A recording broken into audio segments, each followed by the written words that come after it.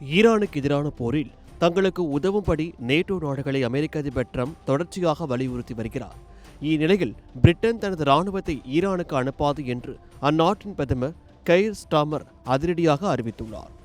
இதுகுறித்து ஸ்டார்மர், இது எங்கள் போர் அல்ல, இந்த மோதலில் நாங்கள் இழுக்கப்படுவதை விரும்பவில்லை, ஈரானுடன் போரிடுவது பிரிட்டனின் தேசிய நலனுக்கு உகந்தது அல்ல, எங்களுடைய வீரர்களை போர்க்களத்திற்கு அனுப்பப் போவதில்லை, ஈரானுடனான போரினால் ஏற்படும் எரிபொருள் விலை உயர்வு போன்ற பொருளாதார தாக்கங்களை சமாளிக்க பிரிட்டன் தகுந்த முன்னேற்பாடுகளுடன் தயார் நிலையில் உள்ளது.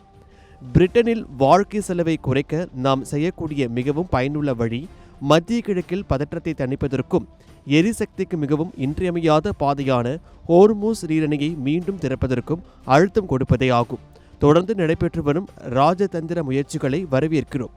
அதற்காக எங்களுக்கு கிடைக்கக்கூடிய ஒவ்வொரு ராஜதந்திர வழியையும் நாங்கள் ஆராய்ந்து வருகிறோம். இந்த வாரத்தின் பிற்பகுதியில் வெளியுறவு செயலாளர் யுவட் கூப்பர் முதன்முறையாக மத்திய கிழக்கில் போரில் ஈடுபடும் நாடுகளை ஒன்றிணைக்கும் ஒரு கூட்டத்திற்கு தலைமை தாங்குவார் என்பதை நான் அறிவிக்கிறேன்.